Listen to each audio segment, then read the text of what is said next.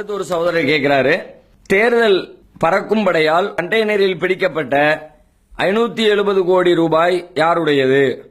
570 கோடியை வைக்க 3 கண்டெய்னர்கள் தேவையா அல்லது மர்மங்கள் மறைக்கப்பட்டிருக்கிறதா? அந்த பணம் எஸ்பிஐக்கு சொந்தமானது என்று சொல்லப்படுகிறது. உண்மையிலே பேங்கிற்கு சொந்தமானதுதானா அல்லது அரசியல்வாதிகளுக்கு சொந்தமானதா? இதற்கு விளக்கம் தரவும் அப்படின்னு கேட்டிருக்கிறாரு. இப்பொழுது உயர் நீதிமன்றத்தில் அந்த வழக்கு வந்தது.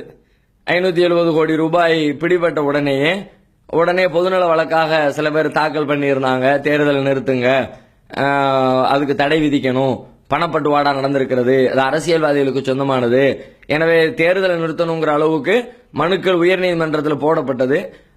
அதற்கு பிறகு வந்த விசாரணையில் ரிசர்வ் பேங்க் சார்பில் ஆஜரான வழக்கறிஞர் அது எஸ்பிஐக்கு சொந்தமானதுதான், விசாகப்பட்டினத்துக்காக வேண்டி அது எடுத்து செல்லப்பட்டது அப்படிங்கிற விவரத்தை சொல்லி அது எஸ்பிஐ வங்கியின் ஒப்படைக்கப்பட்டிருக்கிறது. இப்பொழுது இது பிரச்சனை நீதிமன்றம் தீர்த்து விட்டாலும் அதிலே எழுந்திருக்கிற சந்தேகங்கள் இன்றைக்கு வரைக்கும் தீர்ந்த பாடில்லை.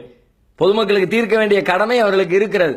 ஆனால் சந்தேகத்தை தீர்க்கல, தீர்ப்பளித்து பிரச்சனையை முடித்து வைத்திருக்கிறார்கள். சந்தேகம் தீர்க்கப்படாத வரைக்கும் இது நாளுக்கு நாள் அது தொடர்ந்து கொண்டே அது தொங்கிக் கொண்டே தான் இருக்கும். என்னமோ நடந்திருக்குது, பல பேரும் சேர்ந்து அதை கூட்டா சேர்ந்து மறைச்சிட்டாங்க என்ற எண்ணத்தை தான் மக்களுக்கு அது ஏற்படுத்தும். எனவே சம்பந்தப்பட்ட இடத்துல இருக்கிறவர்கள் இதில் எழுந்திருக்கிற சந்தேகங்களை நிவர்த்தி செய்வதற்கு முயற்சி எடுக்க வேண்டும். பல சந்தேகங்கள் இதில் உண்டாகிறது. நீங்க அதை பார்த்தீங்கன்னா அது எஸ்பிஐக்கு சொந்தமானதாக இருந்தால் பிடிச்ச உடனே பேப்பரை காட்டி எல்லாம் அனுப்பி விட்டுக்கிட்டு தானே இருக்கிறாங்க. முறையான ஆவணங்கள் இருந்தால் கைப்பற்றி கொண்டு போக போறதில்லை. முறையான ஆவணத்தை காட்டி இருந்தாங்கன்னா வண்டி போகட்டும் அப்படின்னு அனுமதிச்சிருக்க போறாங்க. அதை கைப்பற்ற வேண்டியதோ கலெக்டர் ஆபீஸ்ல கொண்டு போய் நிப்பாட்ட வேண்டிய தேவையோ, அதை எவ்வளவு இருக்கு என்ன இருக்குன்னு எண்ணுங்க வைங்க, அந்த பிரச்சனைக்கு வேலையே இல்லை. அப்ப முதல்ல ஆவணங்களே இல்லை. ஏன் ஆவணம் இல்லாம எடுத்துட்டு போனாங்க? அதுக்கு பாதுகாப்புக்கு யூனிஃபார்ம் போட்ட காவலர்கள் ஆயுதம் ஏந்திய நிலையில பாதுகாப்புக்கு போகணும். யூனிஃபார்ம் போட்ட நிலையில இல்லவும் இல்லை, தேவையில்லாத சந்தேகத்தை உண்டாக்குகிறது. சரி, அதுக்கு பிறகு உடனேயாவது ஆள் இல்லை, கொண்டு போன உடனே இந்த அரை மணி நேரத்தில் 1 மணி நேரத்தில் இந்த பாருங்க டாக்குமெண்ட், இன்னும் நாங்கள் யூனிஃபார்ம் போடாமல் வந்துட்டோம், அது கவனம் இல்லாமல் இருந்துட்டோம், அது என்னத்தையும் ஒன்று அதுக்குரிய காரணத்தை சொல்லிட்டு அதை கிளியர் பண்ணியிருக்கலாம். ஆனால் கிளியர் பண்ணுறதுக்கு எவ்வளோ நேரம் ஆச்சு? இது எஸ்பிஐக்கு சொந்தமானதுதான் என்று அதிகாரப்பூர்வமான தகவலை தர்றதுக்கு கிட்டத்தட்ட 18 மணி நேரத்துக்கு பிறகுதான் அந்த தகவலே வருகிறது. இவ்வளவு நேரம் காலதாமதம் செய்ய வேண்டிய தேவை என்ன? அப்ப உள்ளுக்குள்ள ஏதோ சரி கட்டுறாங்களோ, யாருக்குள்ளதோ பிடிபட்டதுக்கு பிறகு அது சரி கட்டுற வேலைகள் நடக்கிறதோ அப்படின்ற சந்தேகத்தை மக்கள் ஏற்படுத்துமா ஏற்படுத்தாதா? அப்ப சந்தேகம் அதுல உண்டாகிறது. அதை தாண்டி நீங்க பாத்தீங்கன்னா இப்ப நீ அது ஒரு சர்வீஸ் ரோட்ல தான் அந்த 3 கண்டெய்னர் லாரியும் போகுது. சர்வீஸ் ரோட்ல போகிற நேரத்துல சர்வீஸ் ரோட்ல ஏன் இது போகுது அப்படிங்கிற கேள்வி முதல்ல வருது. அதனால தானே பிடிக்கிறாங்க. கண்டெய்னர் லாரி மெயின்ல போக வேண்டியதானே, ஏன் சர்வீஸ் ரோட்ல வந்துச்சு?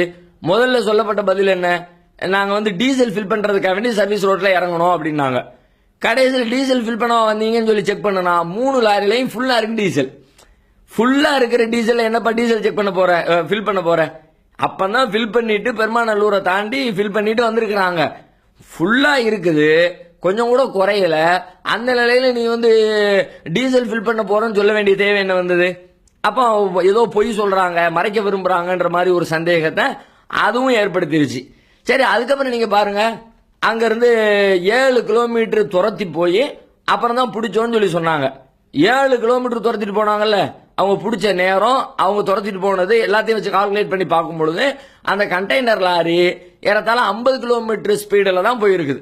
50 கிலோமீட்டர் வேகத்துல போன ஒரு வாகனத்தை பிடிக்கிறதுக்கு அவ்வளவு சிரமப்பட வேண்டிய தேவை என்ன வந்துச்சு? 7 கிலோமீட்டர் துரத்த வேண்டிய தேவை என்ன வந்துச்சு?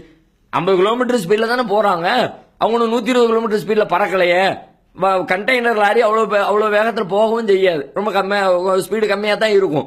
அப்போ 50 கிலோமீட்டர் வேகத்துல போறவங்களை பிடிக்கிறதுக்கு எதுக்கு 7 கிலோமீட்டர் துரத்தி போனாங்க? வழியில நிப்பாட்ட முடியலையா அப்படிங்கிற கேள்வி அதுக்குள்ள வருது. இதுக்கான பதிலையும் அவங்க அதிகாரிகள் தரப்புலையோ சம்பந்தப்பட்டவங்க யாருமோ விளக்கவும் இல்லை. அதை தாண்டி பணத்தை பேங்க்ல இருந்து மாதிரி கைமாத்துறது வழக்கம் தான்.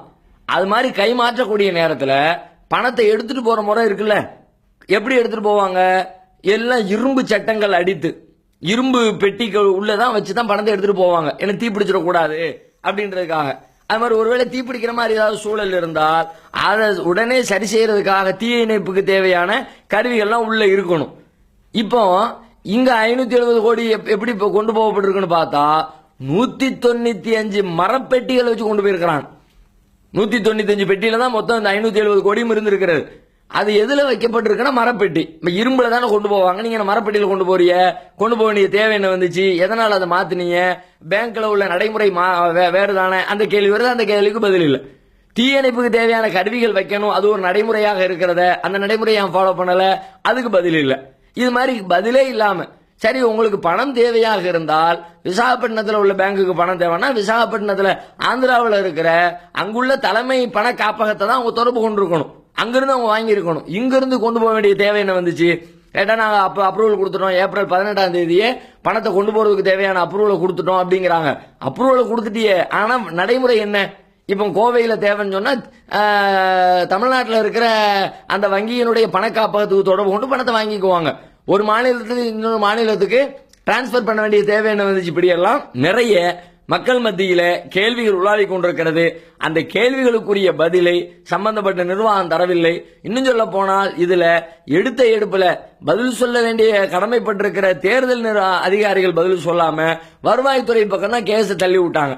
அவங்க பாத்துக்குவாங்க, அவங்கள்ட்ட இருக்குது. வருவாய்த்துறை பக்கமே தள்ளி விட்டாங்க. அப்ப வருவாய்த்துறையும் அதுக்கு பதில் சொல்லல. பல்வேறு கேள்விகள் தொக்கி நிற்கிறது. தீர்ப்பளிக்கப்பட்ட வகையில பணம் எஸ்பிஐக்கு சொந்தமானது என்று சொல்லப்பட்டிருந்தாலும் கூட இந்த கேள்விகளுக்குரிய பதிலை அளித்தால்தான் தமிழக மக்கள் மத்தியிலே இது குறித்த ஒரு தெளிவு ஏற்படும் என்பதை நாம புரிந்து கொள்ள வேண்டும்.